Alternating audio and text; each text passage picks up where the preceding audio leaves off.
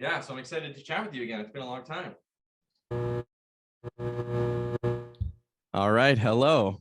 Today Hello. I am with Emidio Centracchio, and we sort of cross paths, I guess, in a way, from me reaching out of a general interest. We have interest in the same specifics of judo.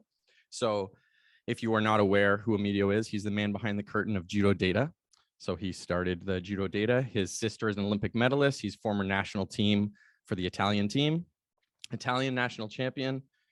What else we got? You have a PhD in physical education and sports science. So yeah, awesome, intelligent judo personality. Thank you. You're Yes. too gentle. Thank you. So yeah, so I'm excited to talk to you just because for people that are unaware of what Judo Data is, maybe you actually could probably summarize it better than me since it's your platform. Well, yeah. Well, Judo Data is a tool. Basically, it's a tool.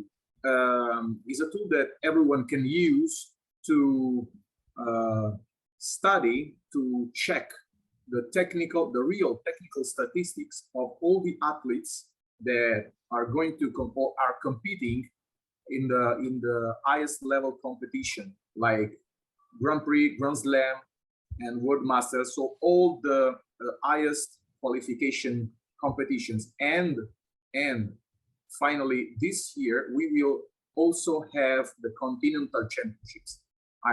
I'm working on the Pan American in those days.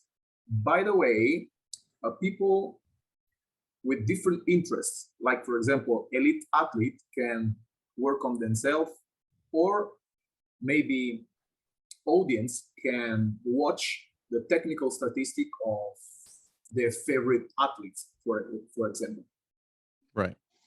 Right. So the way that I like to sort of summarize that for a more general audience, or for people that might be younger, or people that are getting involved in judo, or people that don't understand exactly what you can be analyzing or make statistics of, is judo historically doesn't have this statistical base.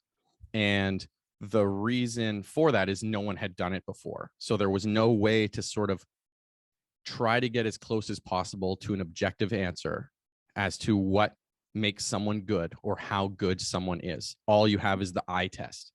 And as a sports enthusiast, the eye test lies.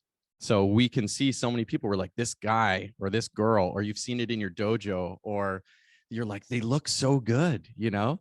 And then you watch them perform and you go, the results don't match up. So it's very hard to understand why that's happening. So when you have other sports like basketball, you have points per game. When you have rebounds, and you have blocks, and you have different ways to look at and get closer to what makes a player valuable. Baseball. Yeah. And so baseball's my favorite sport, and they started doing analysis. Batting average, I believe, was 1876, and ERA was 1912. So they had these ways to analyze the players.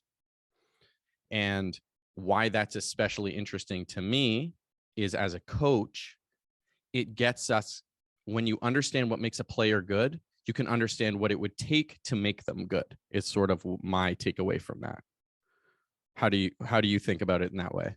Yes, you know, everything works in some way, because we are talking about human being, and human being is a universe. So right. But in the sport, of course, we need to know some indicator of the performance, as you told. So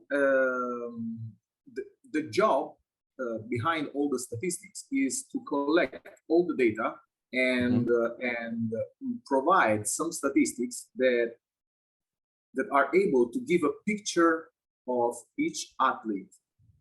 Now, and of course, I also individuate some performance indicator that are able to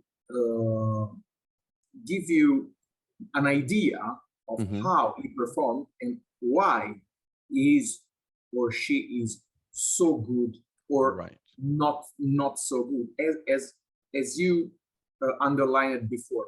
one point that is very important is that generally, we have those indicators that are equal for the highest level player, but sometimes, of course, we have someone who is not aligned with those indicators, and maybe he performs in a completely different way.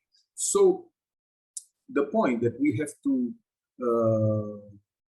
focus on is that each person, each athlete is different from another. So it is not regular. It is not well said that this indicator means that you are good. If you have not this indicator, you are not good. But everything should be watched, taking care of the athlete we are looking at. It's very important. This is why this job is called match analysis. That doesn't mean the analysis of a bound, but means the analysis of the interaction of the data. So all those statistics gives you different view of the same picture, the same situation, and then you can analyze this situation or this athlete or a specific moment from different angles. And so you can have your own opinion, of course. And yeah, so the way that like maybe rephrasing or understanding is, so what you're doing is you're tracking the data from these matches. How often people attack, when they get penalties, when this happens on the clock, taking all of the information that you can take. And if you've never been involved in doing that or never looked into it, it doesn't seem like a possible thing because judo is very fluid. Seemingly it is. And the more you dive into it, the more you realize judo's not fluid. Judo isn't a 5-minute fluid thing. It's far less fluid than soccer. There's a lot more breaks. Judo happens in intervals. It happens with exchanges. It happens with gripping exchanges. It happens with throwing exchanges and attempts to do those things. So when you understand that it's actually many events, that it's not a event, then that is a lot of information that you can take. Exactly. Right. And so when you have that data, and this is where it also gets interesting, when you have that data, the larger the sample size for people that haven't done anything like this, and I'm nowhere near, I mean, obviously I don't have your level of education and this isn't what I do professionally, but the more data you have, the closer you get to an objective answer. So for instance, if you're testing a new drug, you don't test it on one person and say, look, it's successful, it worked. You have to do a trial where people do it. The exact same thing. If we want to see if, does your sister have a brilliant throw, we can't see her attempt it once. We'd have to see that over time to know, oh, okay, there's room for improvement on this Osoto or Taitoshi or Uchimata, or this really is her best throw. She could lean on it more. The sample size gets you closer to an objective truth. And the second thing is that gets really interesting, as we've seen with the popularity of things like Moneyball, or there's a great baseball book that I love called Big Data Baseball, is that you and I can have the same data. And you and I can come to different ideas, and neither of us are necessarily wrong. But both of us can look at the same data set and say, oh, I think there's value here that maybe you don't see, and maybe you can see value that I don't see. So that's interesting to me. And that's where you have the evolution of sport. You see in basketball, the massive increase in the use of three-point shooting from that exact same thing. They see the value in it. They understand it more. They do the math on how much a three-pointer is worth, and all of a sudden you see an explosion and an evolution in the game. And one thing that's really exciting to me that someone like you is doing this, which is groundbreaking to do it at this level and to make it available to the public at this level, is that this could lead to evolutions that you and I can't predict, or no one could predict, that somebody might see value where we don't, and we might see judo could totally change in an exciting new way. I think so. as I told you, each athlete is different, and of course, each coach is different, and each coach has his own classes to watch what he wants to watch. What Judo Data do is to provide the much it can provide in terms of data.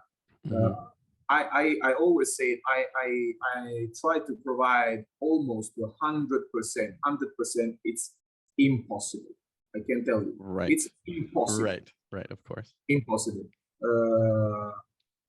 But from many studies, not from Franks and Millers, for example, or other many scientists, they say that top coaches of combat sport are able to manage only 30% of the information of a contest. This is not because they are not good. This is because they are too good. And so they focus with their classes on something, maybe losing something else. What Judo Data wants to do is to provide all the information, the much as possible, to give the possibility to match those 30% to something else, and to analyze the situation and find the way to make a better performance, to help the athletes to perform in the highest level that they can. Right. We have never to forget that in the 6th century before Christ, we have Sun Tzu, that in the art of war, he tells, know yourself, know your enemy, and never will be in doubt the outcome of 100 battles. It doesn't mean you will be victorious, but it means that you are able to read the situation. Then in other phrases, he said, if you know yourself and don't know your enemy, the victory possibility is 50-50. Right. But if you know your enemy and you don't know yourself, for sure you will lose. Right. So we have different moments in the match analysis. We have never forget to work on ourselves and then work on our opponents. That's why the aim is to provide almost 100% of the data, right, and let the athlete and the coaches find their own way to perform at highest level. Right, right. And when you provide as much of the data as possible, it allows someone else to look at that information and decide what they think is valuable for their own or their athlete's development.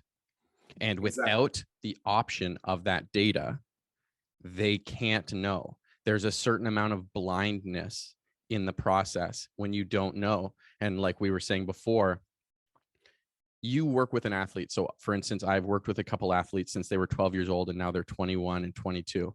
This is not someone you kind of know. They feel like your child, or it's much more than just a kid that you teach, right? And I'm sure you've had that relationship. I believe you have that. You've mentioned with Janusz, who is a coach for the Canadian national program, the bond that you guys have is that it becomes this very strong, and your training partner, sometimes lifelong bond. So when you desperately want something for someone, you can lie to yourself because you want it for them so bad, or you can have sunny, what do they call that? Like a sunny disposition towards what they're doing and how they're performing because you so badly want them to succeed. And while that's a great to be that cheerleader, it's very hard to be objective, impossible, really. But if you have objective information, then that can help guide that better, I think. Yeah. It's exactly as you said. And in fact, the strength of this system is that all the information are given on a third party, you know. We are not involved, me and my team, we are not involved emotionally in the contest. And in fact, the most difficult contest I analyze are the contests of my sister. Of course. Because many times I'm not objective, because of course I'm her brother. So sometimes, and it's very difficult to be objective. Right. But according to me, it is also important for me as coach to be the most objective as I can, also in the situation where I am involved emotionally. Right. This gives me a point of view that is able to not to justify an athlete if he is wrong. Right. And I think it's another important situation. But this is about me, and I don't want to. No, but I mean, but it's interesting to hear that. I think, like, for instance, when you say that, the thing that's funny is my brother was also a judoka, so he was a national champion for Canada, Hagen, and legitimately when he would compete, because I'm not on the mats, there was a part of me that would get more stressed and more anxious watching him because I can't do anything. And so when I would compete and win or lose or whatever, there's an amount of control because I'm performing. But when you're not the one performing and you want it so badly for someone else, and you're not even the coach, so I'm just there. All you can do is hope. It can be a really difficult. It's kind of horrible at times, you know. It's very hard. It's very hard. I can tell you that the hardest moment for me was the Olympic Games. Because I was there, I was here at home. Right. And I was analyzing the competition, the hard job, and when Maria was fighting, I don't know. I think my brain stops to work for 2 or 3 hours from the moment she got the medal. Right. My brain stops to work for 3 hours, and I realized this later in the evening when I was on the laptop analyzing. I was watching nowhere. Right. And one moment I say, "Oh, what? Here. I'm doing this. Okay. Oh, I'm tired. Yes, this was terrible." By the way, I want to spend few words about the man who mentioned before, Janusz Pawlowski. He's now national coach, and with Canada. I strongly want to tell to everybody that if judo data exists, is because of Janusz. Because when I was an athlete and I was in Poland, he introduced me to the idea of collecting data with judo, with the system they use in Poland at the time. It was on the paper, writing like stenography, techniques and this and that. And from that moment, I start to think it was a long time ago. Right. Long time. Right. And from that moment, I start to think how I can do it with a computer. Right. How I can translate this to the idea. I took a lot of years, of course, because technology was not enough at the time. Right. And but now judo data is online, and I'm very happy and very proud of it. Right. But really, I want to say to everyone that the most of the idea, the statistics, it comes from this man, Janusz Pawlowski, that I really love as a father. This is important. This is important for me to tell to everybody because he is a very huge person. Huge person. And for those that don't know, I don't want to misspeak exactly regarding his resume. So I believe, but I'll let you clarify. So Janusz fought for Poland. He's a national coach for Canada. He works a lot, as an example, with Jessica Klimkate.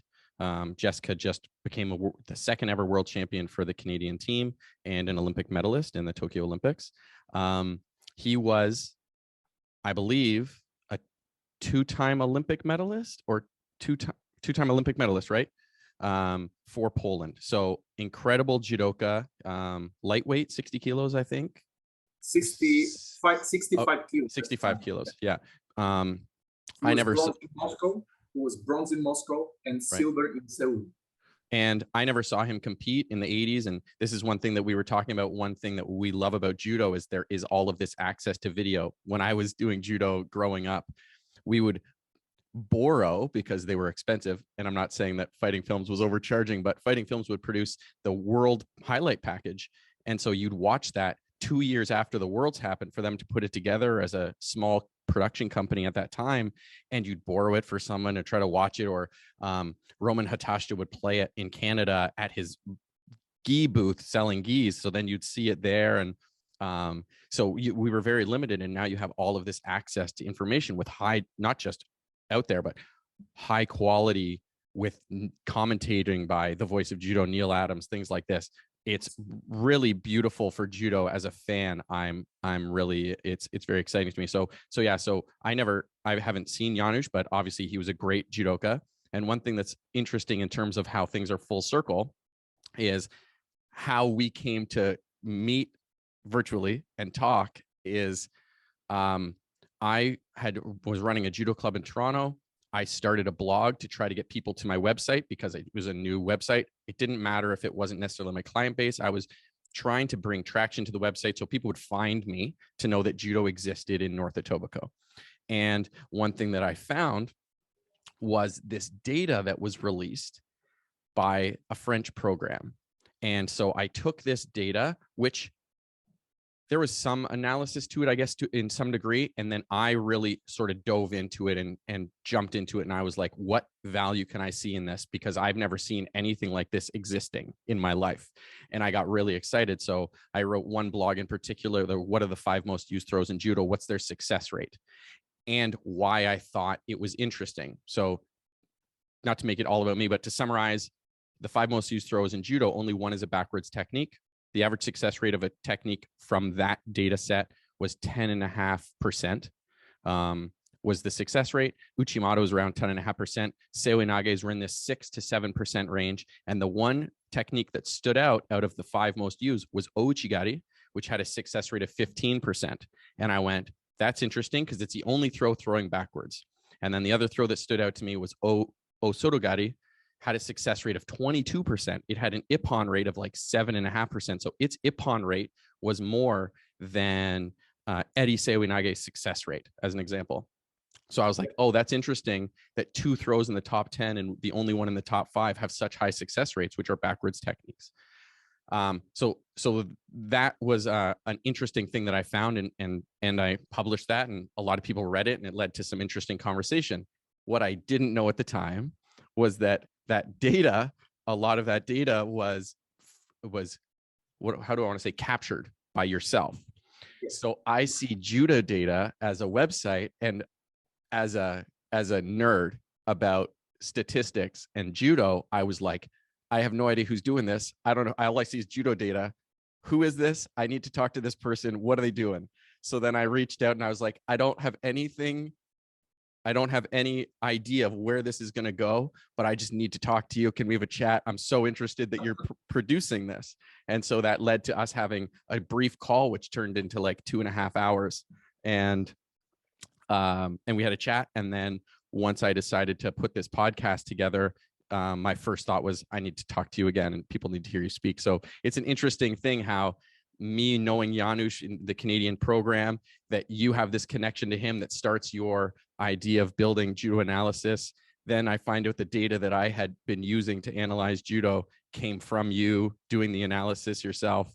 So it's a really interesting, it also shows that maybe there wasn't that many judo statistic geeks, that you and I are obviously the two people that would run into each other that way. But I think it's incredibly like powerful and exciting for judo. And I guess the one step I want to take back to some degree is about you, is like, what got you into judo even at all, I guess. Like we know what got you into judo data, but what got you practicing judo yourself? You mean right now? No, in life. Yeah. Like why did you start doing judo? Why did I start judo? Yeah. And hang on one sec. Sorry. Yeah, So I'm going to ask that question one more time in about 1 minute and 30 seconds, because I'm about to have the camera freeze. Yes, of course. I'll just wait a second, then I'm going to remember. Okay. So it's like a perfect stopping point. So how has my pacing been for questions? How has it been so far? Oh, perfect. Oh, thank you. Thank you. Sometimes when you see me, just a bit, because I am, processing the information. Yeah, I'm processing because. Right. But good. Okay. Yeah. Yeah, I'm enjoying it. It's like it's a good conversation. Yeah. It's always nice to speak with friends. Right. I really like it. I really enjoy it, to exchange ideas, Right. And today it's possible to do it because we have technology. You are in Canada, me, I'm in Italy, and it's a strong technology. It's amazing, and of course, one of the small byproducts of COVID. Yeah. A positive. Yeah. It was never this good before. All this. Never. Yeah. But I really start to need physical persons. Okay, with you it's not possible because we are too far. But right. I really need to watch people in the eye. Right. Yeah. Right. Yeah. 100%. Right. 100%. At some point, you and I are getting some pizza or something, or a latte or something together. 100%. Yeah. It is really funny to me though, like what I was saying about how circular that is in terms of us interacting. Like it's such a small, again, how many people were trying to even think about judo in a statistical analysis type of way, because no one did it before. So you're obviously but people did to some degree, but I mean, to say it's not common is an understatement. Of course. Yeah. But so maybe it would be a good question, because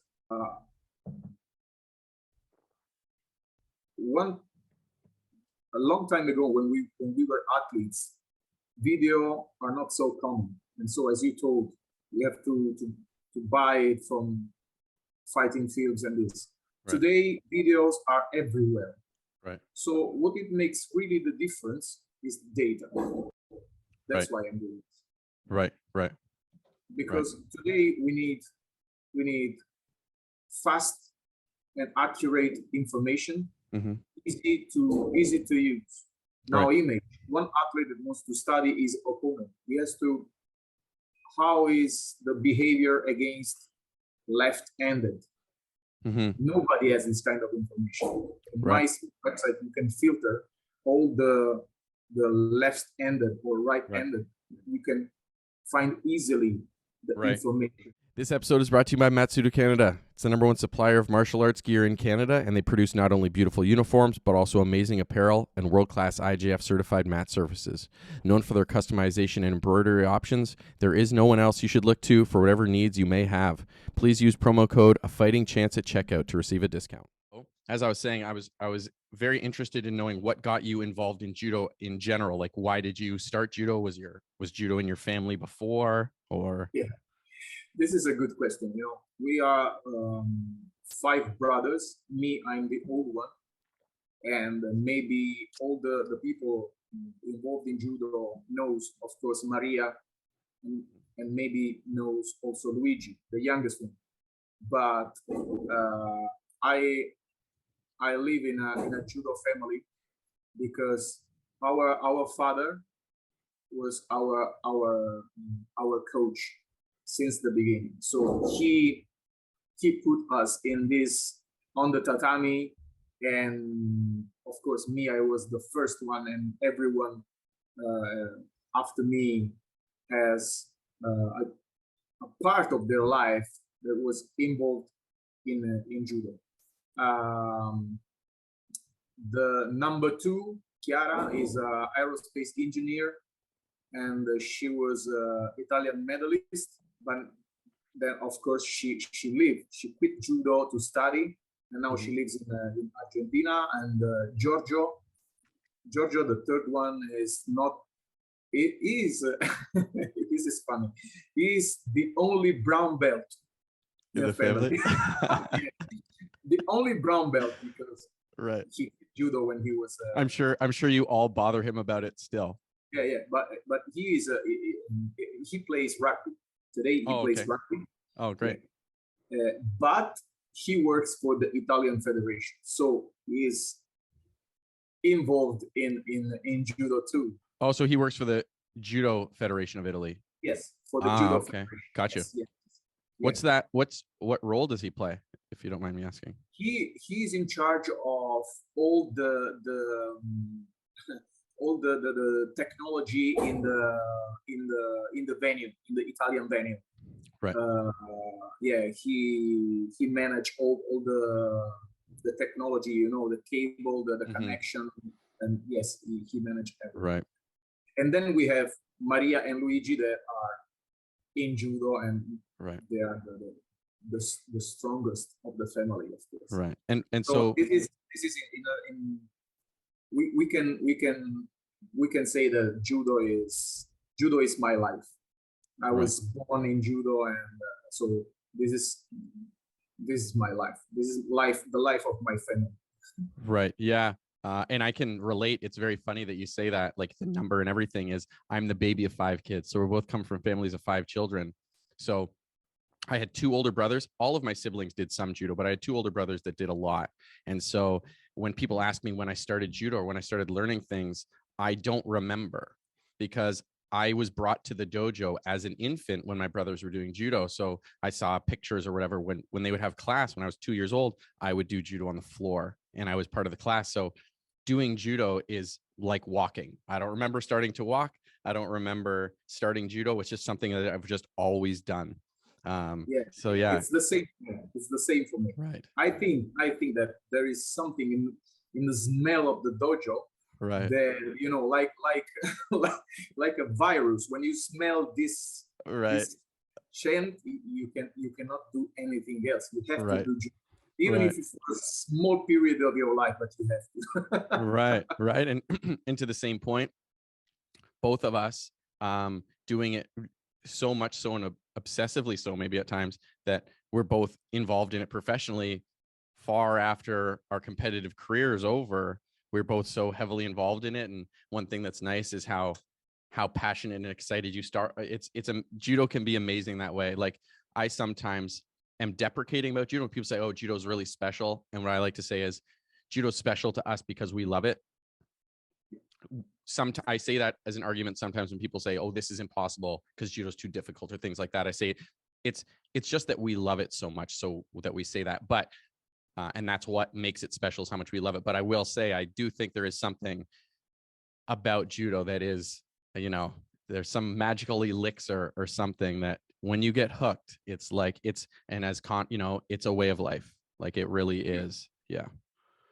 Yeah, exactly. It is, we cannot explain.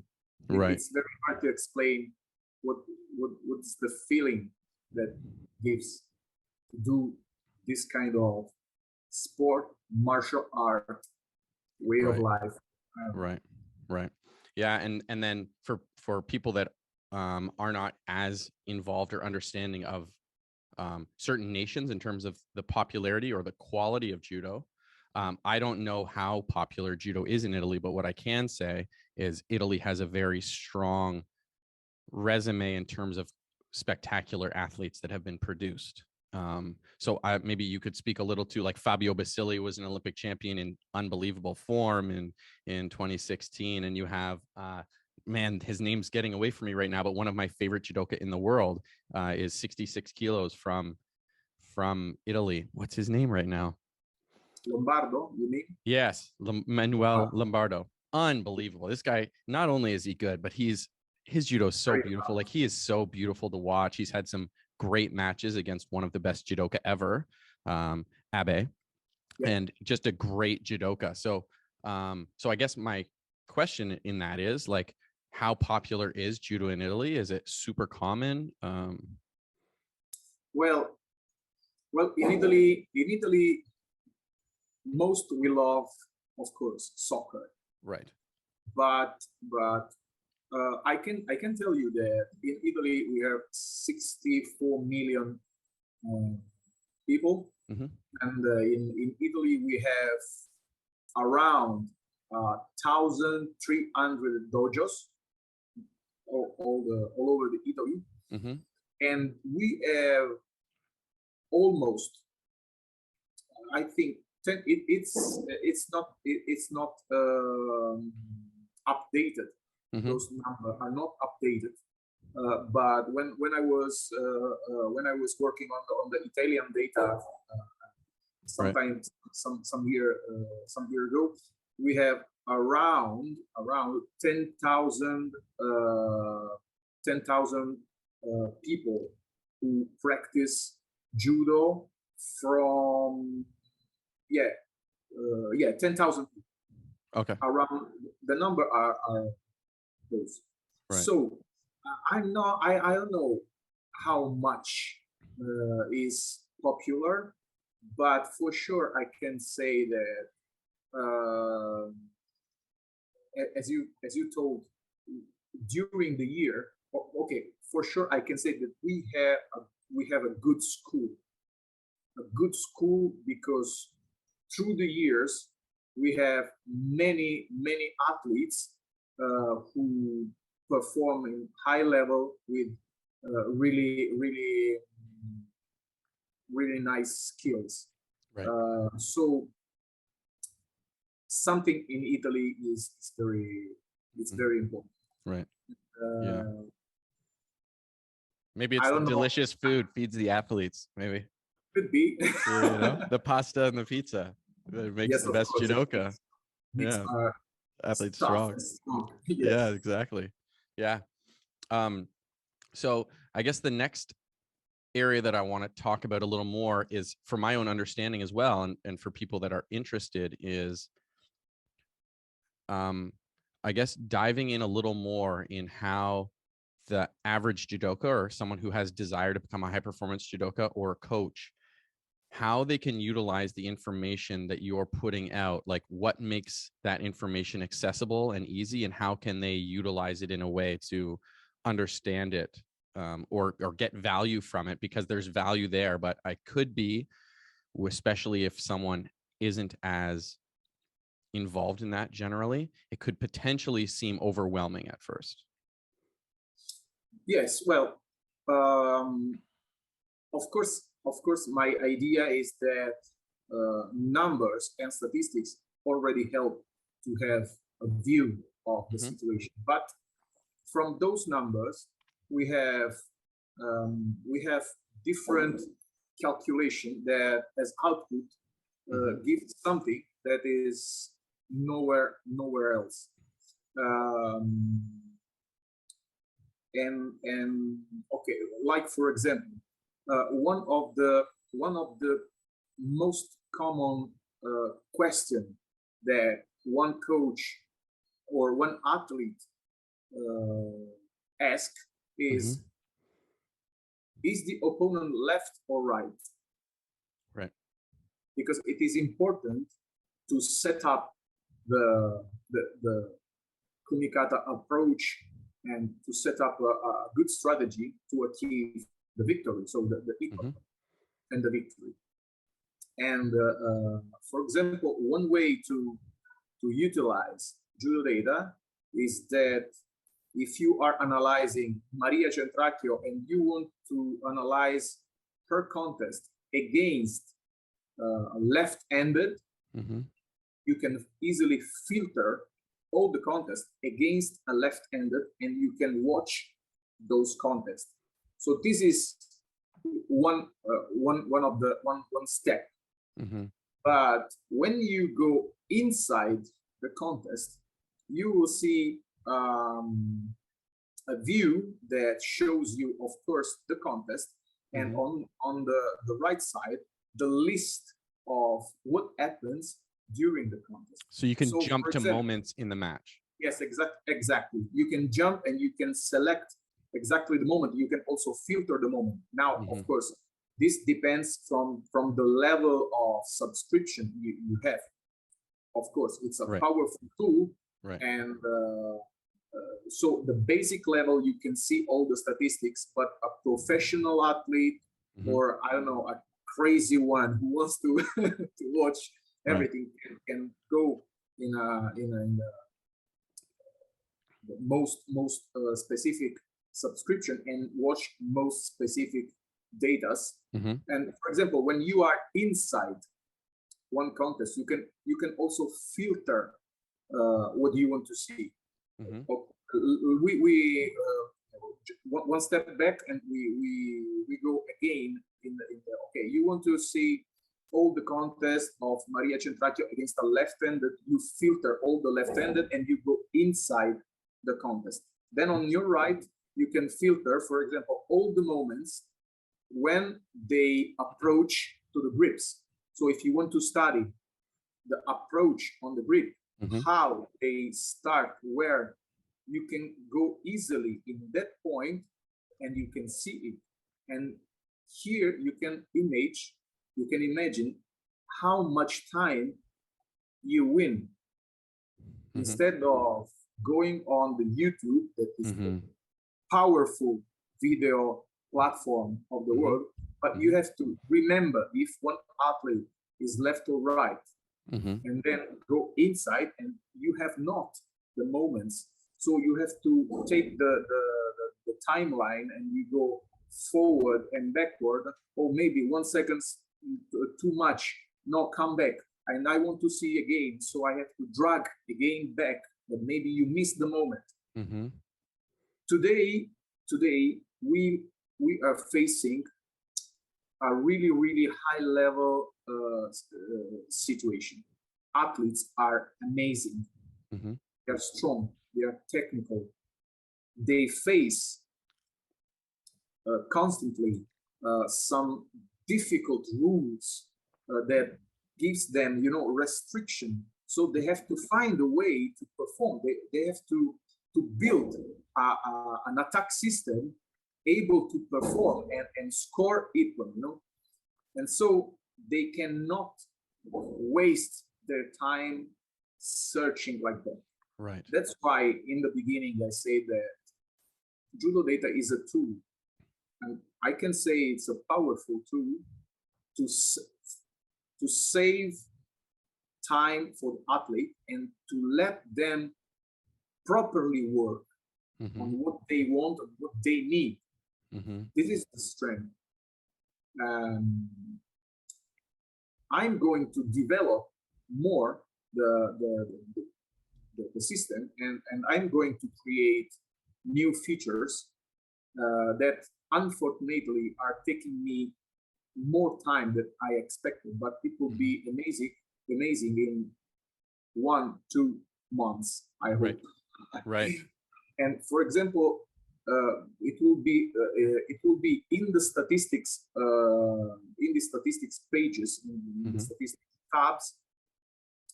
You can also go directly by the statistics to the expected situation. For example, and I say something very easy now. You want to see all the uchimata performed by Ono that marks Ippon. Right. Okay. Today you have to remember the contest. Go there. Go in the exact position. in the near future, it will be possible just to click one play button, one call to action, and you will have a playlist with all the uchimata he done that scores Ipman. Right. Now, if we speak about Ono, it's easy because we know that he's an uchimata thrower. But if you want to watch my favorite technique when I score Ipman, what to do? With judo data, it will be very easy to go there and maybe study the behavior that the athletes have before the score. Right. Because the score is one moment, but we have to remember that to score, each score has a process.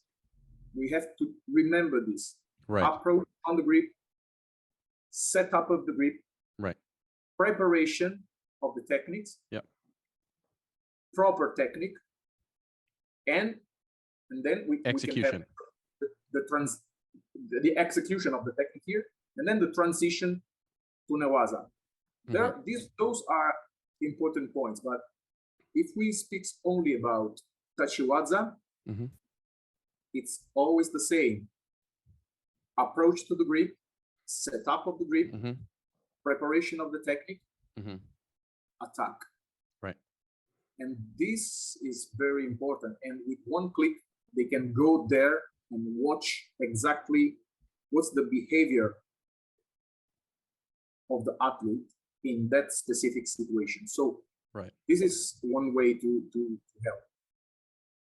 And then we have many other situations, because I also provide to time motion analysis. So how often athlete attack, how many points he score in how much time. So you will also have some physical information.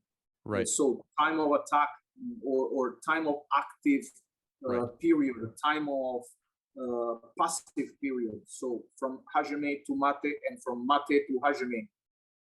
We all know from Mr. Emerson Frantini studies or resume that judo has a ratio between active phase and passive phase of 2-1, 2-3-1. Right. So 3-1, you're saying? 2.5. Actually, it's 3-1. 3-1. So yeah. So for every 3 minutes that you're active, you have a break of period of time to after. No, I mean during the contest. So each segment of the contest, each Hajime has a duration of about 24 seconds. Right. And then we have a break of about 7-8 seconds. So this is Right. Yeah. So for every 3 parts that you're playing judo, you get a part rest where the mate is called for different reasons. Right. I understood. Yes. Yeah. Exactly. Yeah. And those are important information for the physical preparator. Of course, you have not to forget that in how much you attack, because in those 24 seconds, how many attacks you perform. Right. You are an attacker, or you are a counter attacker, or are you passive? Exactly. Yeah. That's why I told match analysis is the analysis of the interaction between the data, between the situation. Right. Yeah. Yeah. There's a lot of information, so I'll try to help give some things that I've used and I'm curious what you would think. So in my opinion, if you're a basketball fan, then you have a favorite basketball player, and then you watch that basketball player, you naturally mimic those movements. So if you're a young athlete or a coach that's getting into coaching, or just haven't thought about it in this way, one thing that I like to think about in terms of this, and your website will make it so much easier, is imagine you could say, I want to watch every time LeBron James gets a slam dunk and how he got it. And you could just say LeBron James only when he slam dunks, not when he does a three-point shot or whatever. You'd be able to do that. That's the equivalent of what you're able to do with this, which is pretty amazing because you can see the moments that you want to see for every time. And the other thing that I like to do with young athletes, so they have a better idea of what they want to do, is pick a favorite judoka. They don't have to be from your country, but they may be. You know, if you're Italian, it might be Manuel Lombardo, or it might be your sister. If you're a Canadian, it might be Shady Nahas or Jessica Klimkate. Pick somebody, or it could be anyone. I mean, Shohei Ono is a great judoka, or it could be, you know, the list goes on. But pick an athlete, and maybe sometimes it can be beneficial if you pick an athlete that might correlate or be closely related to you in terms of physical build or size. If you're a tall, lean player, mimicking your game after a Shady Nahas or a Shirazadashvili of Spain might make a lot of sense. If you're a big, huge, bulking man, maybe Teddy Rene makes sense. And so picking a player and being able to say, this person performs this. This is the player that I want to be like, gives you a pathway. There's so many ways you can do judo. If you're from Mongolia or Georgia, there's so many styles. And sometimes too many options can be too much because it's not a path that you can go right or left. It's a path that's 360 that can turn in a million directions. The options are endless. So if you pick a player that you start to develop or take aspects of it, that can give you a direction towards your own development. And having direction in your development is a very powerful tool, I think. So that's one thing, is you can make that process a whole lot easier, which is awesome. The second thing that I take away that is really interesting to me, and I'm super excited that you brought this up, is as a judoka, we often, to a degree, this might sound weird at first, overemphasize technique. And I know that sounds weird at first, but my point is we think that the technique is successful or unsuccessful based on your ability to perform a technique. So if my Uchimata is technically perfect, I'm going to throw. And that's not true, because the other person knows. And as we know, a success rate of Uchimata at the international, at the highest level, is only 10.5%. So it's not true, because they have beautiful Uchimatas, of course. So what you learn and what you understand more is, it doesn't matter how good my throw is if it's not accessible for me to perform it.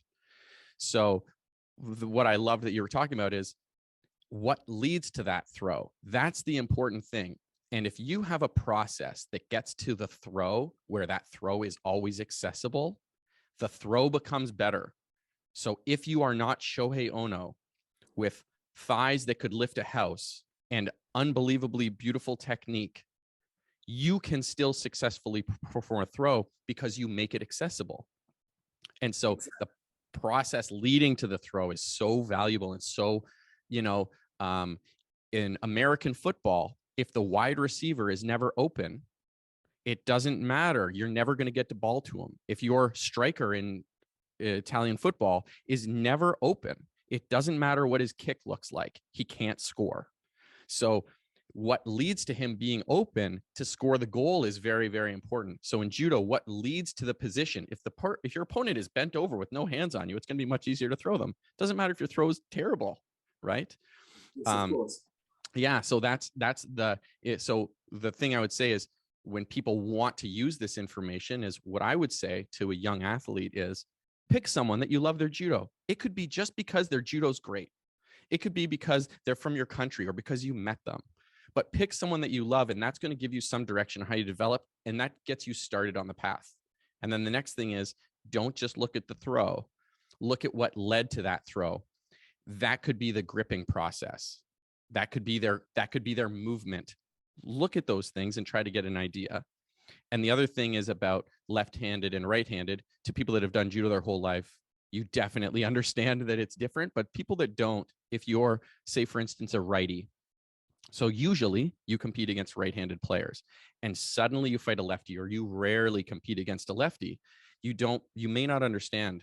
Doing judo against a lefty compared to doing judo against a righty is a different game. It's not the same. And if you treat it like it's the same, you're going to get destroyed. Yeah. So I know that maybe different situation, open situation, instead of a closed situation, completely different system. But Right.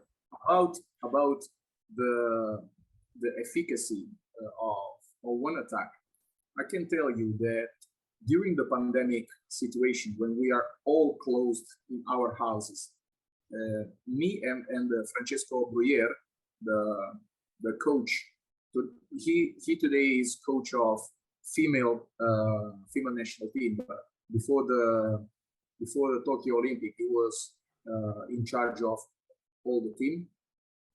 We have some session of match analysis with the guys of the team, and we always do this trick. On 10 attacks, how much time you score? And they say, I think 6, 7. And you say if you're lucky once? Yeah, right. If you're lucky one. Yeah. If you're lucky one. Yeah. But it is good because it's a self-efficacy feeling that is very good. Right. It's not bad, but facing the truth, they can improve. Yes, for sure. Facing the truth, truth, they can improve. It's the same when they say, but the referee did make a wrong decision. Watch why it was wrong. Facing the truth, you can improve yourself. Otherwise, you will always slave of, I think according to me, it's like that. No.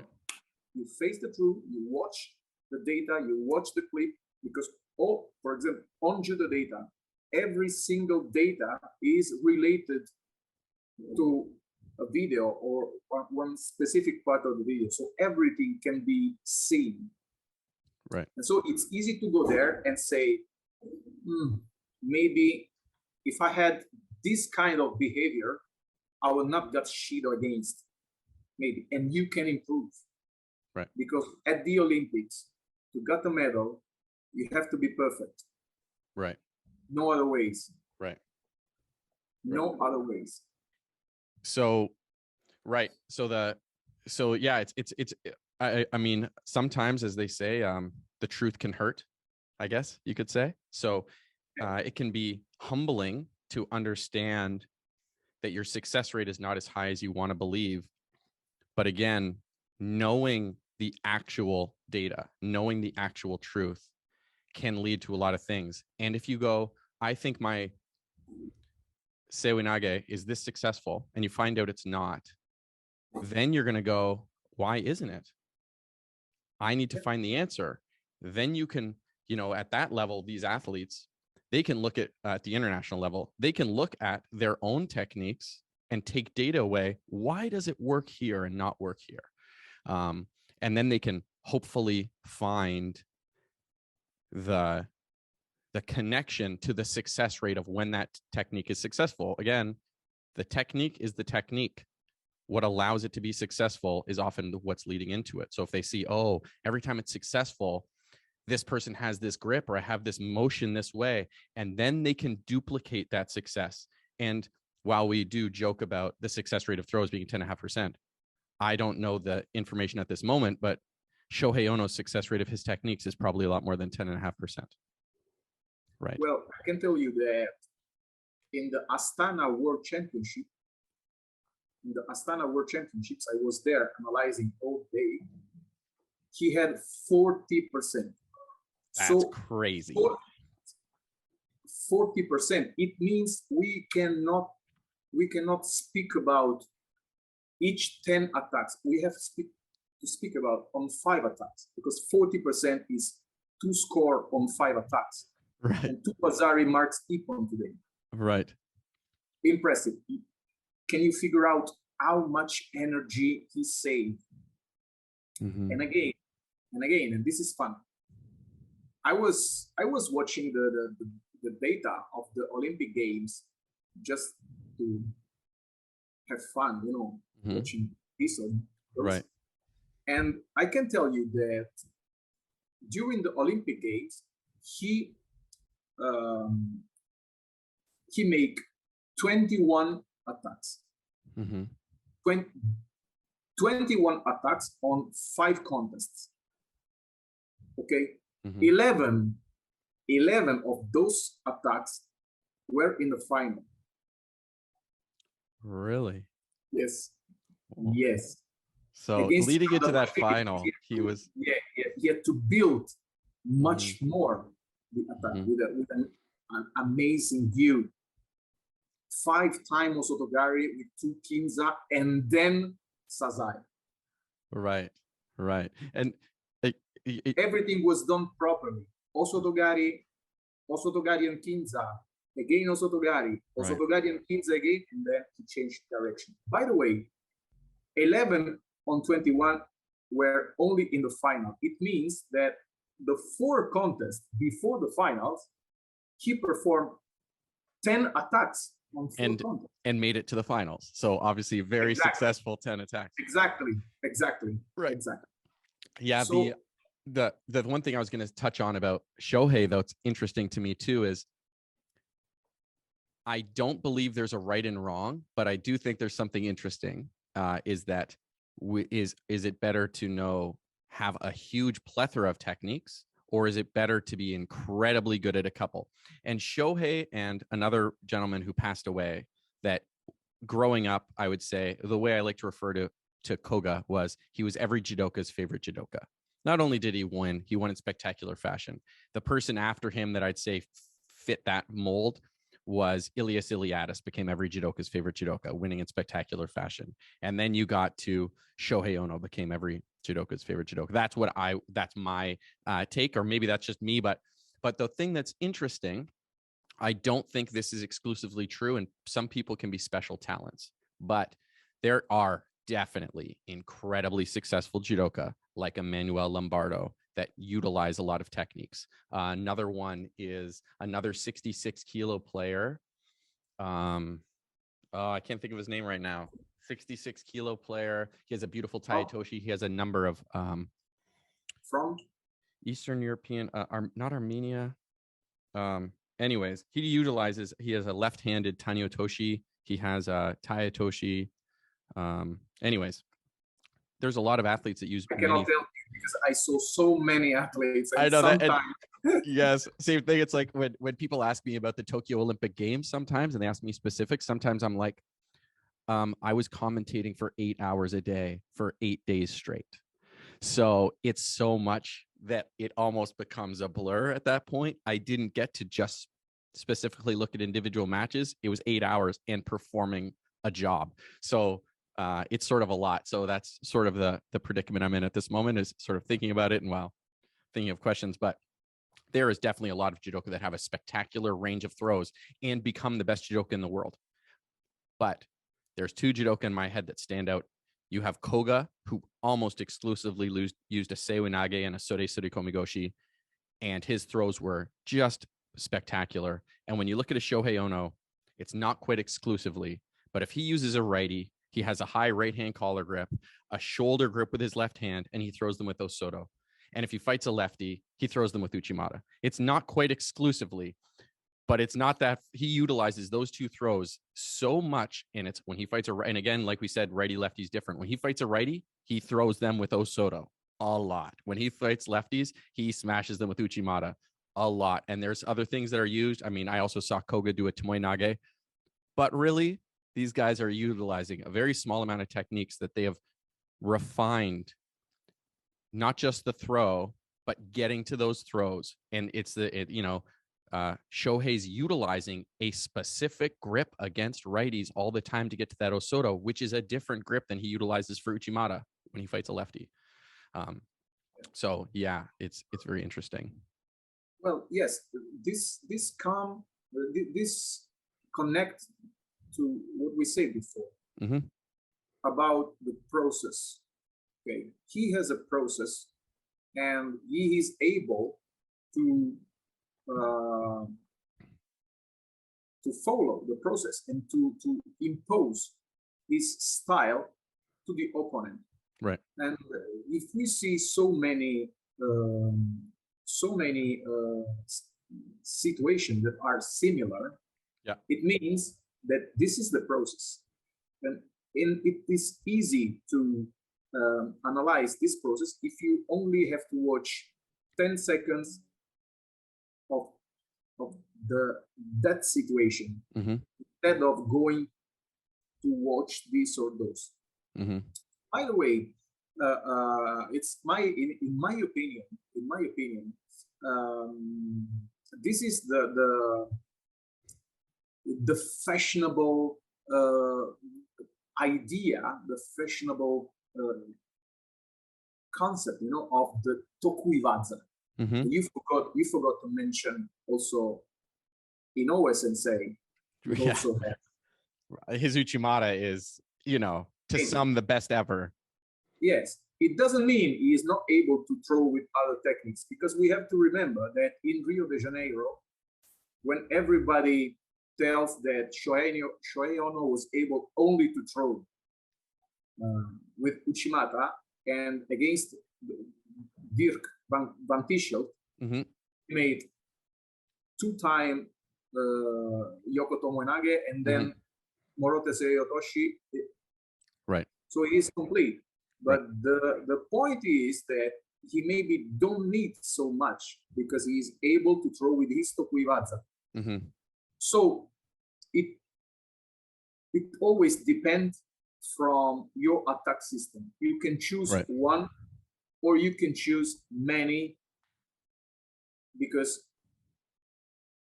in the first way, you impose the situation. Right. With your process, you drive your opponent to the point where you can throw with this technique. Right. If you have many opportunities and you are able to throw in this, you don't care of you. Of course, the process is always the same, but you don't drive specifically in that point, but you arrive in a moment when you choose where to go. And it depends from the situation. Nothing is wrong, nothing is right. Right. It is what it is. Right. That's why, and data can tell you this. Right. But my personal feelings is not whether many techniques or single techniques are good. What I think is having a process is important, and it can incredibly speed up development. And I love watching athletes with a clear plan of what they're doing, because so many times in judo, we just play judo and hope the results will come. And that is definitely going to stall your success. So when I look at players like a Sagi Muki or Abe Hifumi, and I watch how their process is so specific on how they're going to get to their technique, what's interesting is they can replicate it over and over, and they can adjust according to your reaction or the success or lack of success of doing it. And that's why it's interesting, because it's doing judo in a data type way. I do this, I expect this reaction or this. I adjust accordingly based on the reaction you give me. So it allows them, okay, that they know the adjustment they have to make. And when you see athletes with such strong process, which I mentioned too, because I know of theirs, but I don't always see such a defined process with all athletes. With those two, you do, and you see the success of those athletes. And again, I'm not pretending that they're the only ones that are successful or the ones that are great, but I think they've both had such long, successful careers. There's possibly a correlation, maybe not, but they're able to adjust their game and make the tweaks necessary, which has led to incredible success, fabulous judo, great to watch. And I think that's an interesting thing that might help some people is don't just play judo, but try to build a game plan, build that with your coach or build that from mimicking an athlete. Copy the template that Sagi Muki or Hifumi Abe have built. You don't need to invent a wheel. They're doing it. Do it. And you can watch those clips of those types of things. Another one is an athlete that I believe, which I wanted to get to, is I know that you work with national programs, and one athlete in particular that's of interest, especially to Canadians, that I believe you played some part with is through your connection to Janusz was Jessica Klimkate going into the last Olympics.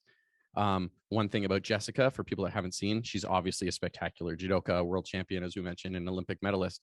She is such an aggressive judoka. Like, very rarely in my life have I ever seen, maybe, I don't know if ever, I've seen an athlete that is as aggressive as her. I say that without objective. I haven't done the data on that. I haven't looked at that data, honestly. But when I watch her, and maybe my eye test is lying, so you might know better, but when I watch her, I go, I don't know if I've ever seen an athlete so aggressive and so committed to hunting for the throw. Yeah, exactly. Where I have a data. Yes. I work with Janusz and Jesse before the Olympic Games, because one need from Janusz was I want to know everything about my opponent, and we got 10. So we study every single opponent of the first 10, top 10, of course. And I need to have one more play, you know. So we have to know what the opponents do, and they have not to surprise Jessie. Right. She needs to have something more, and I think the job was useful, and also have good feedback, of course, from Janusz and from Jessie. Unfortunately, during the Olympic Games, she lost against Sizik, but who's a great player. Yeah, she's a great player, but I don't think that Sizik won the contest, while Jessie lost it. Right. Yeah, that would be my. How I felt. We established one process, one specific process, and maybe just was too much on the attacks without a proper preparation, and she got the Judo, or she got the Hansoku market for false attack. You know, it's like that. By the way, she was Olympic medal, so the goal was reached. But then this is one important thing too, that we can study everything, and even if you know everything, judo is a completely open skill sport. So from one moment to another, it happen everything. So even if you study your opponent, even if your opponent study you, and I hope that in one moment this will happen for everyone, then the ball is in the hand of the athletes, and because they have to feel the situation and find the proper strategy to score. But by the way, Jessica efficacy is 6%. Right.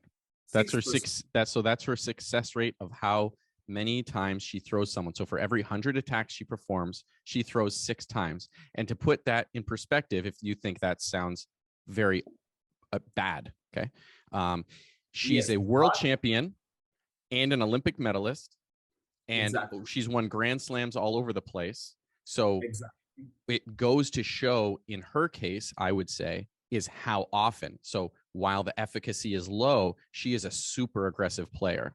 Being an aggressive player limits the amount of times her opponents can attack her because they don't get the opportunity.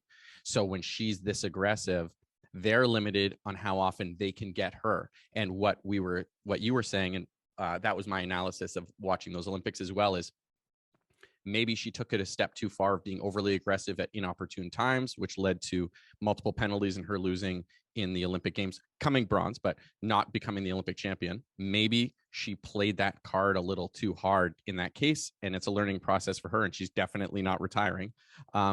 So maybe that's what happened, and that can lead to other things. But a world champion has an efficacy of 6%. So the other takeaway is, if you look at your own, if you analyze yourself, or, if you do some self-analysis, or you use, there's another software, Athlete Analyzer, where you can enter your information and analyze yourself, which is very fascinating, loading your matches into there. And then you can get your own. They can produce the data for themselves that you're producing for the world. And you see, oh, I'm at 5% efficacy. That doesn't necessarily mean anything bad. Absolutely. Jessica's a beautiful judo player. Yeah, because, and we come back again on the idea, the principle behind the match analysis. Okay, we told 6% of efficacy. I opened her page here. Right. But we have 81% of victories, right, and 19% of contests lost. And about the victory, we have 44% of victory by ippon. Right. In fact, if I go on the technical overview from 2019 to nowadays, I recorded 537 attacks in Tachiwaza with 13 ippon. No wazari. She marks ippon. Right. She scored ippon. No wazari. So 44% won by ippongachi. So that it means in this, ippongachi means ippon or wazari avazete ippon. In this case, it's only ippon. Right. And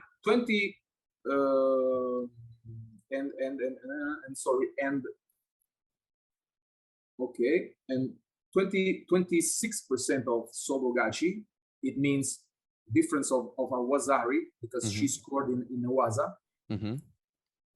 And 28% of hansokugachi. So it means that she attacks so much and the opponent is penalized with hansokumake. And if we go on the penalty statistics of Jessica Klimke, we can see that on 537 attack, okay, you eliminate the scores, and you have around 525 attacks. She only get 16 false attack. 16 false attack. Yeah, I wouldn't have guessed it was that low. And I don't mean that as a knock. I mean, I think it's partly recency bias. Seeing her lose a match that way at the Olympics affects your 16 false attack. That is the highest number of Shido she got. Of course, she got only 3 no combat penalties. Right. Since 2019, you said? Yeah. Since 2019. Yeah. What those data says is that, first, her attack are really strong, legitimate, serious attack. Yeah. Not just to do it. Okay, right. Not first. Attacking for attacking's sake. Yeah, exactly. And of course, she's a super aggressive fighter. Yeah. Only three no combat on a total of 43 penalties. Right. This is the idea behind the match analysis, the ability to understand the interaction of the game. Right. Yeah. It's really like really interesting. And it's, again, this is a case where the eye test didn't lie, right? You watch her, you think she's super aggressive. You think it makes her opponents defensive. You think it makes her opponents get penalized. You look at the information. was it 28 matches opponents lost by Hansoku? Was it 28? I think it was something like that.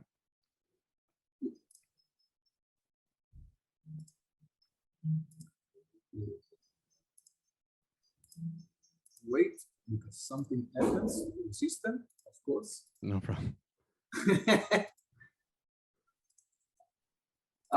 Terrible. Let me refresh the page. No problem. But yeah, I mean, I might be off on the number, but I thought you said it was 28. So it's like 28 times yes, people. No, 14. Okay, 14. So 14 still contests won by Hansoku. Yeah. So 14 times she beat an athlete because often they didn't have an opportunity to attack on her. The other thing about in terms of automatically correlating success rate of techniques to success as an athlete, as we said, with 6% efficacy and 81% of her matches won. As a reference, those 81% of matches won is not at your local dojo exchange. This is Grand Slams, World Championships, Olympic Games, and some World Grand Masters. Prix and World Masters, which is for people that haven't seen World Masters. World Masters is invite only for the top players in the world. Such a great idea, such a cool exclusive event, and some Grand Prix. So she's only fighting at the biggest events, and she's winning 81% of her matches. And her success rate, again, highlighting it, but not because it's not negative. She's super aggressive. So she has a 6% success rate of legitimate attacks. And so, yeah, I mean, it's pretty wild. And it's so cool to be able to get that information. And as a baseball fan, I know there's always a joke in North America is like, because baseball's done it so long, they'll give a statistic like, oh, this guy bats 325 on rainy days when a dome is open in the month of July on Tuesdays. But because they have all of that information for so long, they can give you these outrageous things. And that can lead to interesting ideas and concepts of things. So there's so much that we can take and get from this, from you doing it, which is, I mean, if it's not obvious, like the idea of it is so exciting to me. I couldn't imagine being able to perform what you do myself and being able to hopefully take advantage of this information myself. The fact that I take advantage of that information by one, getting to talk to you, which is like really exciting, and learn why you did it and how you did it and what got you involved in it is really cool. And then just as like a fan, even if you don't compete, we like to pick favorite players or favorite athletes. We pick my favorite Toronto Blue Jays, Bo Bichette, partly because he hits for a really high average and power. How do I know that? Because they put that data on the screen. So my hope is, where I see that with baseball, is I hope that one day the IJF comes to you and says, you know what we want? We want to show more than just someone's win-loss percentage. When they're competing and they do an Osoto, we want on the screen Jessica Klimkate's success rate of her Suoi Soto Sode Komigoshi has this success rate, and that could be a stat that comes on the screen. I believe that will happen, and I believe because the informed audience, the more informed the audience is, the more engaged they can be too. And so it's exciting to me that I believe we will get there where your data, or you'll be involved in some way that is going to be part of the presentation. And as we know, the presentations have become amazing, and we're hearing incredible commentators. We have beautiful camera feeds with the rotating slow motion and beautiful venues. And so stepping that up even more with utilizing that information from a fan standpoint, it's exciting to me to see that evolution. And to see you produce that information, I think is super exciting. Yeah, I hope so. I hope so. About what you said about to be official provider of the IJF. Of course, it is one of my dream. Of course, right. Because it will be a sort of validation of my Right. Of course, we have to also to say that all the when I watch the attacks, the techniques, I try to name the techniques as they teach me in the IJF Academy lessons. I had the opportunity to take lessons with Daniel Lascaux, that is he was world champion. Yeah. And but he's an amazing teacher, and of course when you watch on live competition, is very different from when you perform just one technique in the dojo with no stress and this. Right. So it's very difficult to understand the principle behind the technique, and I try to name the technique according to the principle behind the technique. So sometimes it looks strange, but because, for example, it was I name one technique like ashiguruma, but one athlete can say, I don't know ashiguruma, I know haraigoshi. Yes, but I cannot understand what is in your mind, athlete. I just have to name what I see, and if I recognize that the principle of this technique is ashiguruma, even you want to throw with haraigoshi, I have to say this is ashiguruma. Right. But this can also be helpful to athletes to understand maybe that they do different things in different situations and say, why this is ashiguruma and it's not haraigoshi. So maybe I have to study to improve this movement. Right. Yeah. The other thing that's really important about that is the nomenclature for the techniques is very important for us, because we, while most people or many people that perform judo are not Japanese, that's where the name comes from. And if I'm referring to something as one technique and you're referring to something, the same thing as a different name, we're not speaking the same language, and it leads to a lot of confusion. So people understanding the name of those techniques and how they're utilized is very important to getting to that area that we're literally speaking the same language. If I say, for instance, Tani Otoshi, and realistically the person is doing a Kosoto Gake, right? Or that they go for Kosoto and then they finish with an Uranage, and you say they're only doing Kosoto, we're missing something here, because that person's finishing with an Uranage, which is a transition from one technique into the other.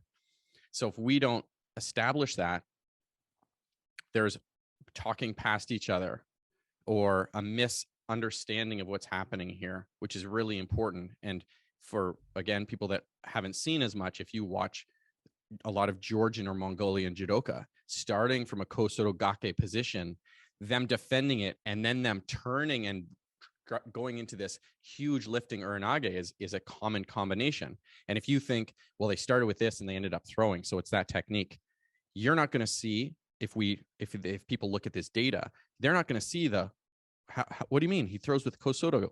Why am I not seeing Kosoto? Well, because he's actually throwing them with Uranage. And so it's really important that we get to that point of understanding that the naming process of the techniques and where it comes from. And so, yeah, I think the one area that I'm not sure if you had this or if you've thought about this or whatnot is, because there's definitely many people refer to the throw, and I'm guilty of it too. Many people refer to it as drop Seoinage. It's not drop Seoinage. Right. No, but not drop. Right. It's not drop Seoinage. Right. Otoshi is drop. So exactly. Seo Otoshi. Right. So exactly. So using that name is very important. So if you're looking for someone's drop Seoinage, you're not going to find it. No. What you need to look for is Seo Otoshi. And so the one thing that I was wondering about, to clarify that, and this would be, I don't know if you've done this or if you've thought about this, or is, do you have a way to connect the legend of the naming process that you have, which is utilizing the accurate wording? I'm not saying you're inventing throws, but utilizing that wording, that if someone was like, oh, I've never seen, let's just say Yoko Wakare, not used very often. I've never seen Yoko Wakare. I don't know what that throw is. If you've done that, or if you've thought about that, is to clarify the naming process of some of those techniques is showing. So if someone was like, I want to see this throw, that you would have a clip of what that exactly means, or someone performing it, or something specifically like that. If you've thought about that or done that, or if there's anything like that to clarify for people that don't know when they see those things. Well, I have one glossary on the website, but I still don't have those kind of connection, because this kind of behavior of the website will come once the highest behavior of the filtering right of specific thing will come. I'm facing one issue of technology. That's why I don't have yet this, but everything is prepared, of course. Right. Yeah, everything is prepared to link one specific technique with the Kodokan footage that explain the techniques. What makes it that technique? Exactly. Yeah, I potentially am being greedy by bringing that up, and I'm not saying it in a way to like to undermine or shade in any way what you're doing. I just ask for, like, it's just something that I just sort of thought, hey, that would be interesting if that's potentially possible one day. Going into this admitting I can't do what you're doing. Nobody else in the world is doing what you're doing. You're producing a huge amount of information. It's obviously, for people that don't know, you just did the European Championships. Right? You just analyzed the European Championships, I believe? Yeah.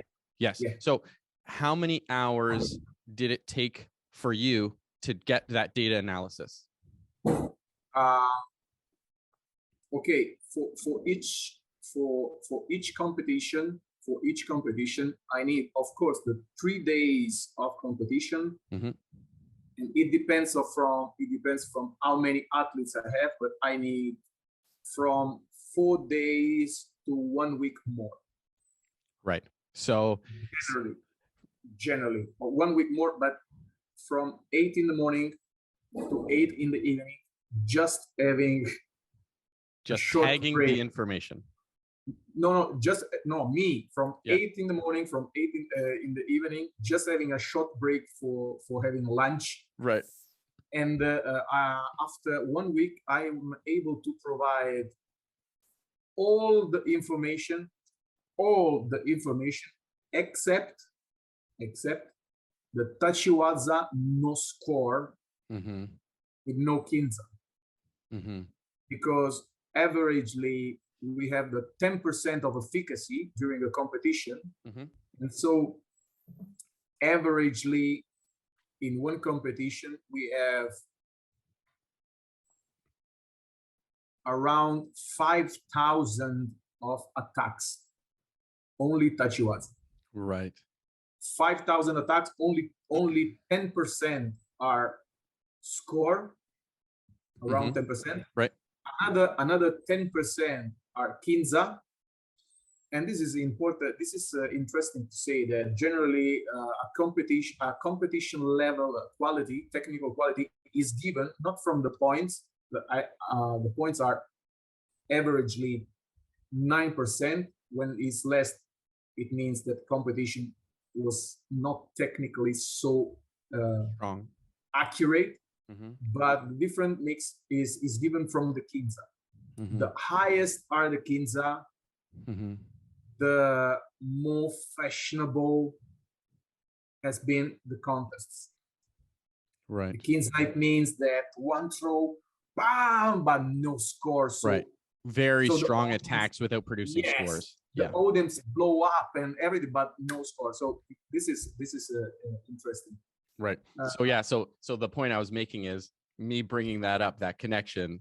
Understandably, this is a massive amount of work that you're undertaking regularly. So I guess it's like, if I had a magic wand and maybe potentially one day, or that could, or maybe if we're really lucky, someone else will do it, and then you'll be able to utilize that. Maybe someone will say, hey, I can connect those throws for you from your naming and connect them to the Kodokan video. And maybe if we're both super lucky, and I'll hope for you, that someone does that for you and you can just implement it in your website.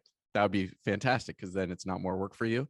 But yeah, understanding the naming of throws, because that's what we use, is really important. If you only know it as shoulder throw, it's going to be hard for you to understand the success rate of these techniques.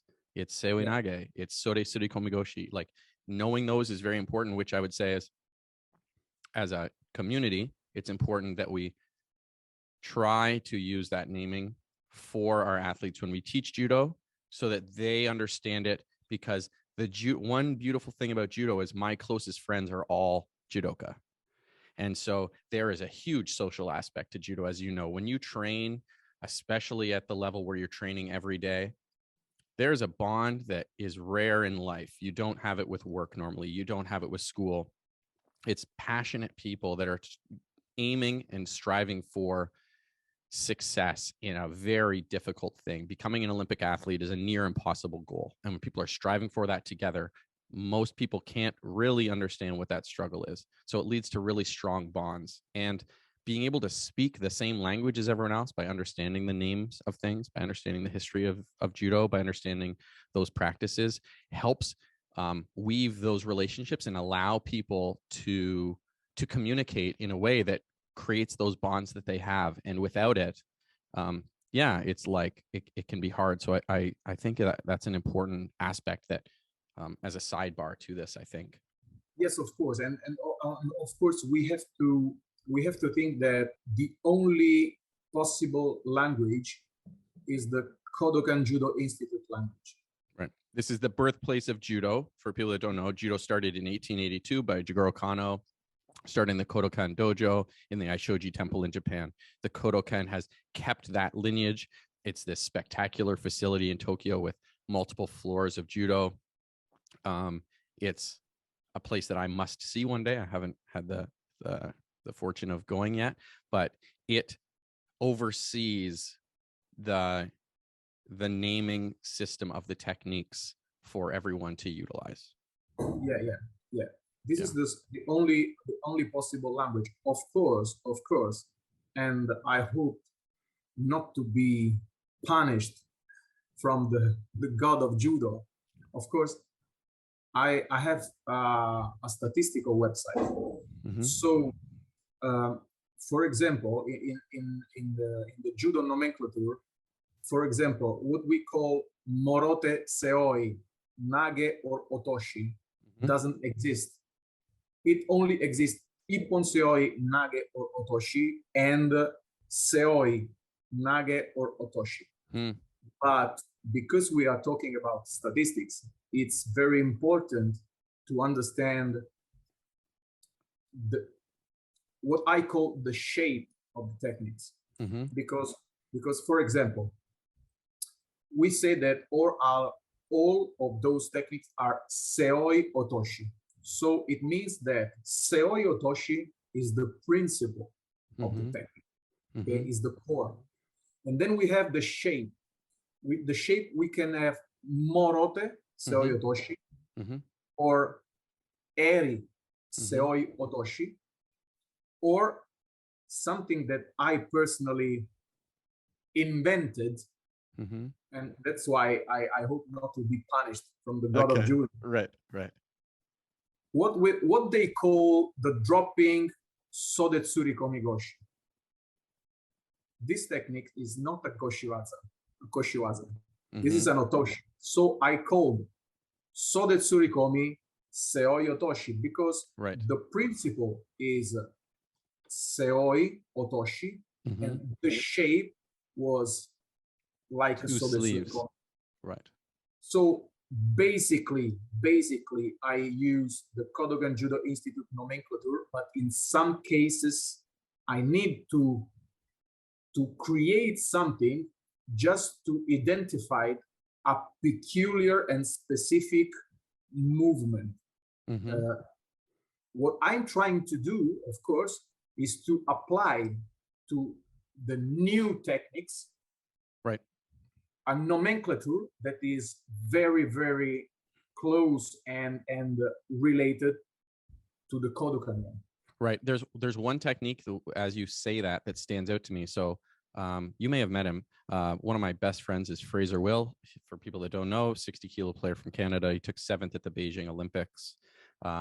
Great judoka and just a great guy. So he utilized a technique that was a Tayatoshi where he dropped, which other people have utilized. He didn't invent it, but it's not that common. So my question to you is when someone drops while doing a Tayatoshi, do you specify that, or is that just Tayatoshi, or is what do you call that? I just call Tayatoshi. Okay. And I explain to you because the idea behind the principle of the Otoshi is the falling down. Okay, Otoshi means to drop, fall down. Okay, yes, dropping, exactly. But who drops is not uke, it's tori. So you can have a small drop, like a standing Tayatoshi, you can say, or you can have big drop going on the knees, but the principle is always Otoshi. Right. Maybe yes, the shape is not so similar, but this specific movement is done from specific athletes generally. Yeah, it's a this is not a common technique. That's part of why I bring it up and why I ask, because like what would my first thought is, what would I say? Tayatoshi Otoshi, like where does it go? It's like but it's sort of an interesting thought to think of. And if you like someone with a falling, I guess I'll say, rather than use the term drop, falling Tayatoshi where they get very low, I mean, it's a limited number of people that you're going to see perform that technique. So it's hard to find, and I'm sure you don't have that many athletes that are performing it, but it's kind of an interesting. By the way, if one athlete perform this kind of Tayatoshi, you can filter it, and you can see if he do this stay standing or going down on the knee. Yeah, there's another one that's very interesting. I believe he's an Italian player at 81 kilograms. He goes onto one knee and rotates when he does his Ouchigari. Parlati. Yeah, his Ouchigari is very unique. It's such a, if people that haven't seen this throw, if you need to look up, it's so cool. He steps and goes onto his left knee, uses the knee like a pivot to do an incredibly quick turn, which generates a lot of power because it's a very efficient turn, because it's spinning a top, almost his knee being the top, and his right leg reaps. So there's this huge pull and turn, and it's so quick. It's such a, I just love it. It's such a unique technique. Not many, I haven't noticed any athletes. I have an athlete that I used to coach that was, I believe he was junior, many-time national medalist, and Sava Antic, who started utilizing this throw from Parlati. But it's just such a cool throw. So like, that's, as a judo fan, like, check that out. It's pretty awesome. Well,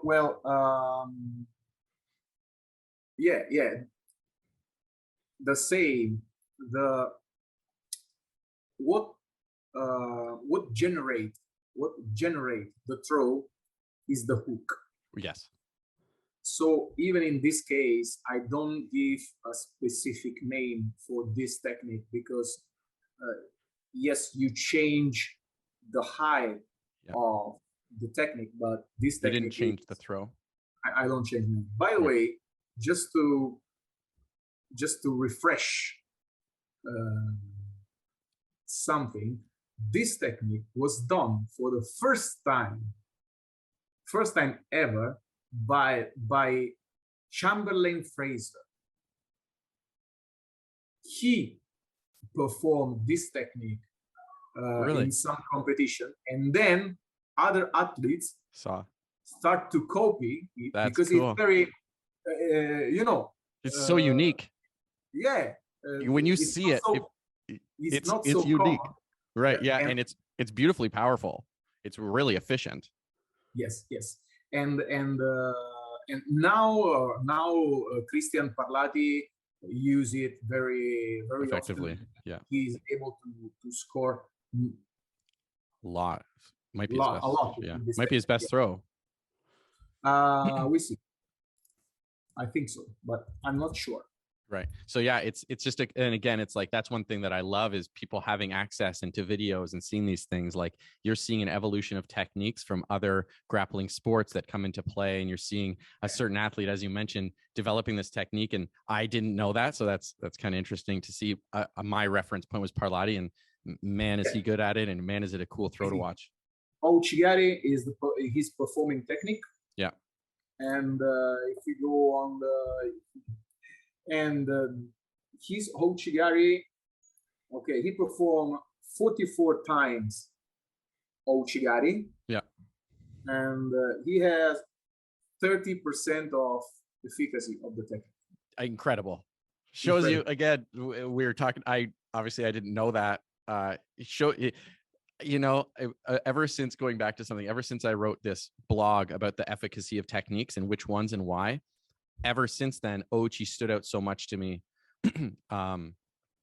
Ouchi is it's like the throw that I have a crush on because I never thought anything about it before to a degree. I never loved it that much. And then you see its success rate and you're like, and then you see 30% on this very cool drop of Ouchigari. It's it's very interesting to hear. Yeah. Well, I've taken up a huge amount of your time, but it was awesome to get to chat with you again. And I very much hope that we cross paths in person in the near future. And worst case scenario, I'd love to do another chat with you, just whether that's on a podcast or in person. It's just always, it's so awesome to talk to you and be passionate about judo. And I always learn something from our conversation. So thank you very much for your time. Thank you very much to you, my friend, even if we meet only virtually in these channels, but when people are true people, establish a good and a strong friendship is very nice and very easy. I'm honored to be host on the blog, and I really hope to have this conversation again, and maybe personally drinking a beer. Yeah, that'd be great. And yeah, great. Fantastic. Thank you very much. Thank you. See you later.